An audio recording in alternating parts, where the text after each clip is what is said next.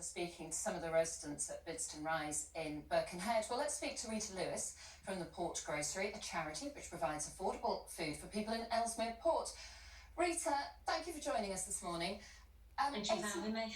You work, 80% of people that you help are working. Is that right? And you're seeing a sharp rise?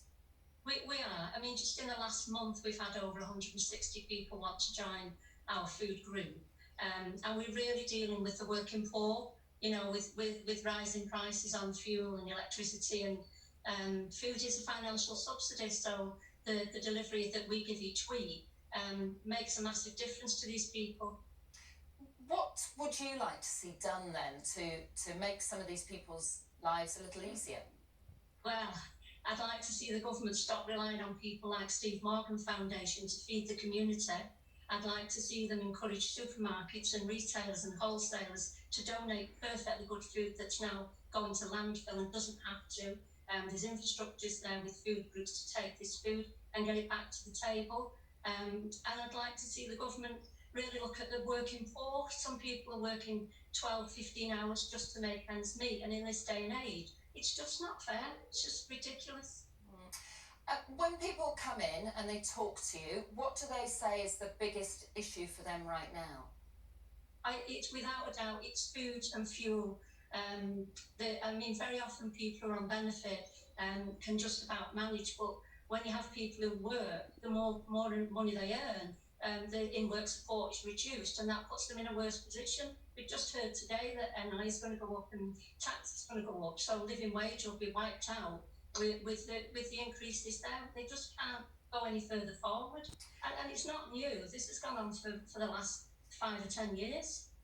Okay, Rita, thank you for the time being. We'll come back to you in just a moment, but let me just speak to Lisa there. So we have heard, haven't we, that there's going to be this rise in national insurance.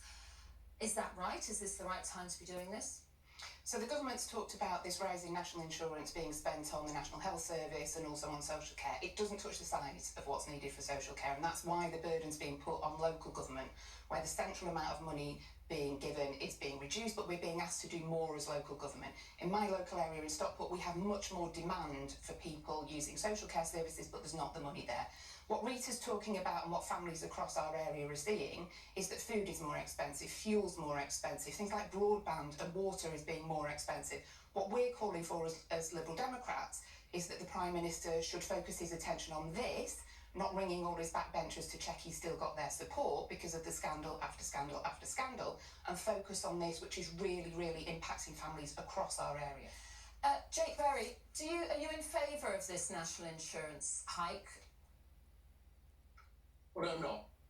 No, I didn't support it when it came through. You abstained, I think, didn't you? Yeah, well, I didn't support it. I didn't vote with the opposition because they had no alternative proposal. But I didn't support it when it came to Parliament, and I do hope that the government, despite the reaffirmment that we've seen, will look at a broad package of measures to deal with the cost of living crisis that's hitting families. And, you know, Kelly, who was in your report, who was setting up a new business, whether at the half, working all the hours that he can to sort of put food on the table. That is a story of hard-working, grafting families across the north of England. And frankly, you know, if people are working so hard with sort of drive and ambition to set up their own business, can't make ends meet, then something is going terribly wrong and it's right in the government's hands. So what should the government be doing then? Because putting on more taxes isn't exactly going to help the situation, is it?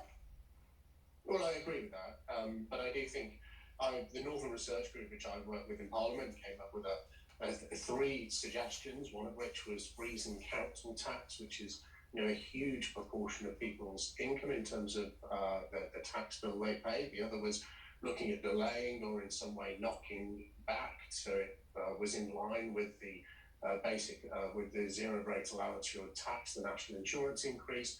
And, you know, and also looking at doing something on energy prices. We suggested actually removing some of the green taxes, which equate to £159 a year on an average family bill. But we remain open, but we just want to see an overarching package that helps people. So, Lisa, freezing council tax, would that help? So Jake talked about three things there. He talked about stopping the national insurance rise that's planned. I would support stopping that. It's the wrong tax at the wrong time. When It won't delay, though, the cost of living crisis, will it? No, but I think it's adding everything together. So it's national insurance going up. It's, yes, council tax going up because lots of councils don't have any choice. Jake talked about the way councils are funded, and council tax is one of those main areas where they get So income. council tax should continue to go up? Council tax is not a good tax. Council tax is regressive. It hits the poorest the hardest. I would like to see council tax reformed. I would like to see the government fund councils better so that they can do the job that they absolutely need to do. What we as Liberal Democrats are calling for is the Prime Minister to call a summit of those big energy companies, the big utility companies, to thrash out how we can make things easier for those hard-working, low-income families. We're saying things like there should be a social tariff for things like broadband. We've seen over the last 2 years how absolutely vital this is for children doing their homework, for people working from home. There should be, for people in vulnerable families or on universal credit, there should be a broadband tariff that is affordable for them. Rita, can I bring you back in? I don't know how much of that you heard, but was any of that reaching you? Did you think, yeah, they've got a handle on this, the politicians? No, I don't think they have. I think many of the politicians should get in the cars, ride around the streets of the constituencies at 4 o'clock in the afternoon to see how many lights are not on. That's not because people are out. That's because people are not putting the lights and the TVs on. We deliver food, and somebody will open the door in a bobby hat and fingerless gloves and 3 layers of clothing on. In this day and age, it's not fair. You know, older people say, no, don't put the telly on till 6 o'clock, trying to save on fuel. And that big phrase that's going round, you eat or heat.